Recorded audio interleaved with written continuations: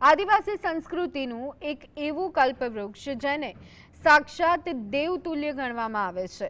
એક એવું વૃક્ષ જેની પાછળ છુપાયેલો છે શૌર્યપૂર્ણ ઇતિહાસ। આજે વાત કરીશું એવા વૃક્ષની જેને બચાવવા આજથી 46 વર્ષ પહેલા આદિવાસી મહિલાઓ જીવ આપવા માટે પણ તૈયાર થઈ હતી। 26 માર્ચનો દિવસ આદિવાસીઓ માટે હંમેશા યાદગાર હોય છે। આ એ દિવસ છે જ્યારે પર્યાવરણને બચાવવા માટે ચિપકો આંદોલનનો પાયો નખાયો હતો।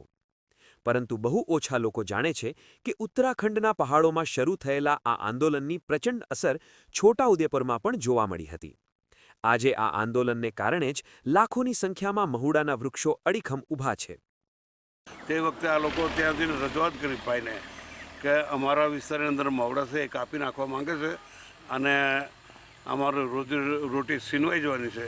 ત્યારે ભાઈ શું કરીએ? ત્યારે ભાઈએ કીધું કે હું ત્યાં આવું છું અને તમે ત્યાં રહેજો। એટલે બધા લોકોને ભેગા કર્યા પછી એમણે એવું કીધું કે દરેક મહુડાની મેરે તમે ઊભા રહી જાઓ, અમને કાપ્યા પછી જ એમ કે આ મહુડાનું ઝાડ કપાય છે ત્યાં સુધી આ ઝાડ નહીં કપાય એવું એક રજૂઆત કરી એમણે। અને એના થકી એમ કે ફોરેસ્ટ ખાતાવાળા ઝાડ કાપવા માટે મજૂર મોકલેલા પણ એ મજૂર પાછા પરત જતા રહ્યા। 26 માર્ચ 1970નો દિવસ મહુડાના વૃક્ષોમાંથી દારૂ ગાળવામાં આવે છે તેવી વાત સામે આવી। સરકારે મહુડાના તમામ વૃક્ષો કાપવાનો આદેશ આપ્યો।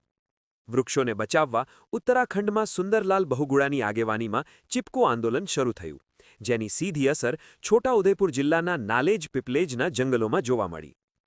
પૂર્વ નાણામંત્રી સ્વર્ગીય સનત મહેતા અને હરિવલ્લભ પરીખે આંદોલનની આગેવાની લીધી, જેમાં સ્થાનિક આદિવાસી મહિલાઓએ અદ્ભુત હિંમત બતાવી।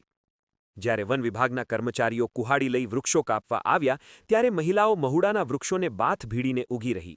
આ સત્યાગ્રહને પરિણામે આજે પણ આ વિસ્તારમાં લાખો મહુડાના વૃક્ષો લહેરાઈ રહ્યા છે।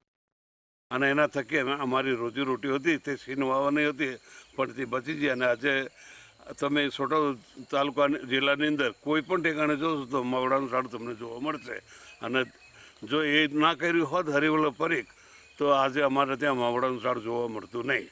એટલે ખરેખર આ જે કંઈ આંદોલન ચિપકો આંદોલન જે થયું એના થકી અમારા મહુડા આજે ઊભા છે। આદિવાસી સમાજમાં મહુડાનું સ્થાન દેવતુલ્ય છે। તે માત્ર છાંયડો કે ઓક્સિજન જ નથી આપતો, પણ આખું વર્ષ આદિવાસી પરિવારોનું પેટ ભરે છે। મહુડાના ફૂલ અને તેના ફળ વેચીને આદિવાસીઓ આત્મનિર્ભર બન્યા છે। આપણે પર્યાવરણ દિવસોની ઉજવણી કરીએ છીએ ત્યારે છોટાઉદેપુરના આદિવાસીઓ અને મહુડાનો આ અતૂટ સંબંધ એક મિસાલ છે। રફીક ડણીવાલા, GSTV, છોટાઉદેપુર।